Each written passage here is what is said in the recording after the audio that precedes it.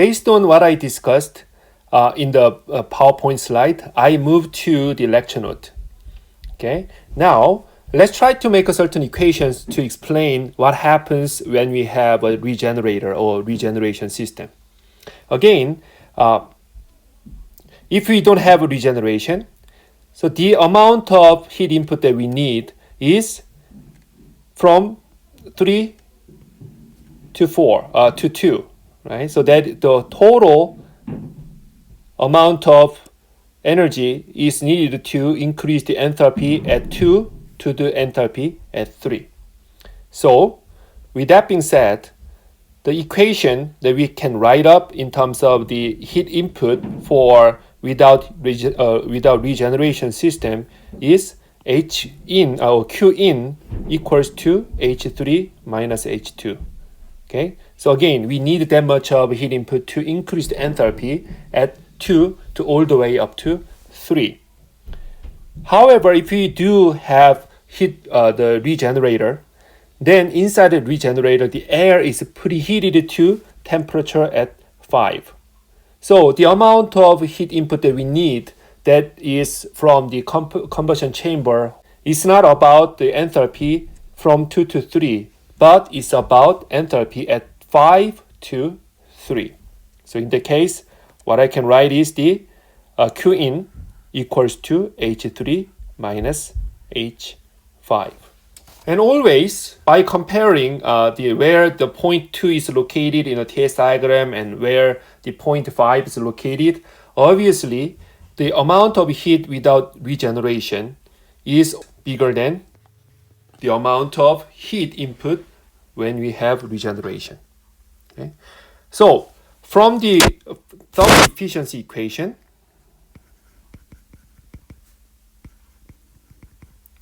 and now, this net amount of work does not change because we didn't do anything about the turbine and compressor. But this NTH is inversely proportional to heat input. So because of this, the relation, now what you can say is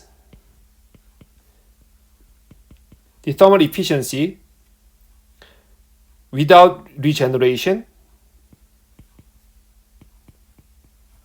is smaller than the thermal efficiency with regeneration. Then what would be the minimum Q in? So that is the minimum amount of heat in the most ideal case. Then we can say that H3 minus H5 prime, which is the same as H4, which is the inlet temperature of the exhaust gas. So what I can write it is H3 minus H4. So that is the minimum heat input that we might need if the regenerator is totally ideal. Also, we can define the amount of heat that we gain from the air in terms of preheating as regeneration or regenerated heat. So in the case, regenerated heat can be written as H5 minus H2. So this regenerated heat is the amount of heat that the air gains. So then what would be the maximum regenerated heat? So now that is exactly opposite from the minimum heat input. So the maximum regenerated heat can be written as H4 minus H2. Then from what we discussed, we can actually even evaluate the performance of the regenerator, or in other words, heat exchanger. Okay? So the effectiveness of the heat regenerator can be defined as the amount of regenerated heat, that is the heat gained by the air, to the maximum amount of regenerated heat. Okay? So what it means is, here as I wrote down here. So what this definition means is that when we have better and better performance heat exchanger or heat regenerator, this effectiveness should increase because the regenerated heat in the numerator should be closer to the maximum regenerated heat. Okay? So now that equation can be expressed in terms of the enthalpy difference. So as we wrote down here, the regenerated heat can be written as H5 minus H2, and the maximum regenerated heat can be written as H4 minus H2, which is the maximum case. Typically, the general heat exchanger, its effectiveness is smaller than 85%. We also can do the thermodynamic analysis by assuming that your air or working fluid is an ideal gas with constant specific heats. So that is again means the cold air standard assumption.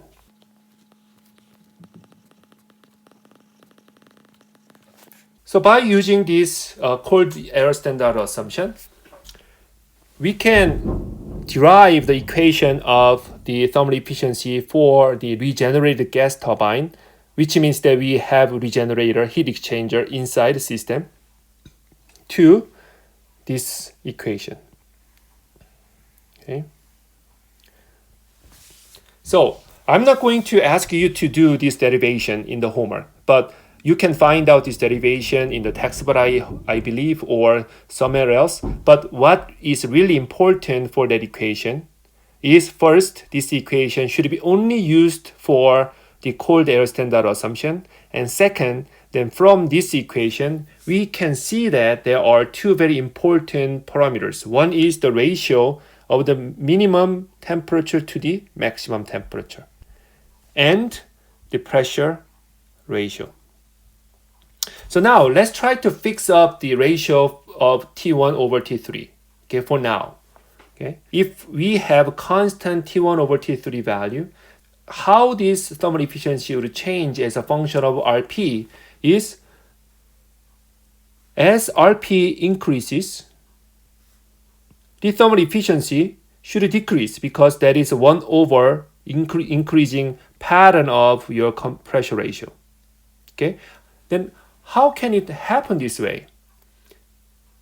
So I hope that you remember in the ideal Brayton cycle analysis, your thermal efficiency of ideal Brayton cycle should go up as we increase the pressure ratio.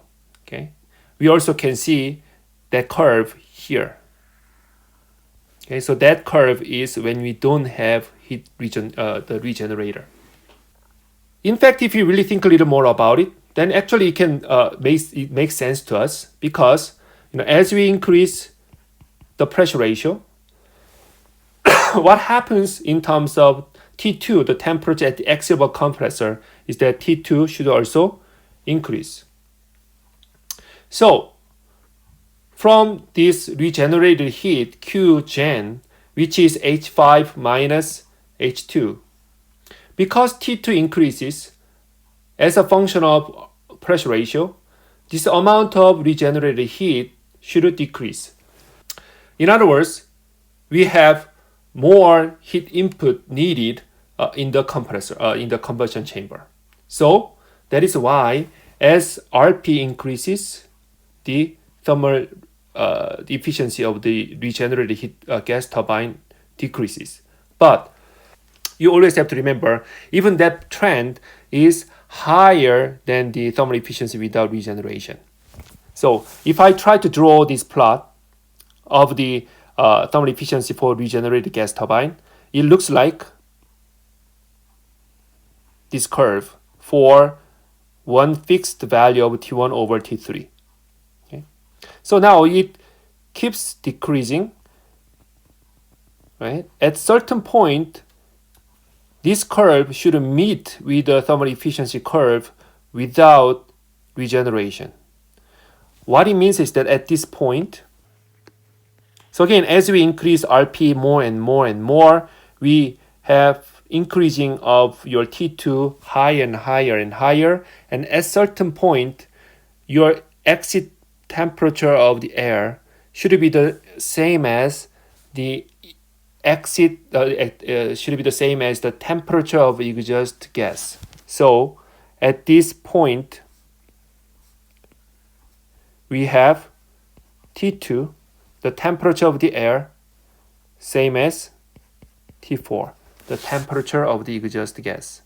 Then it doesn't make sense for us to keep increasing the pressure ratio in the regenerated gas turbine, because now from this point, if we increase the pressure ratio more, then we end up having temperature of the air higher than the temperature of the exhaust gas.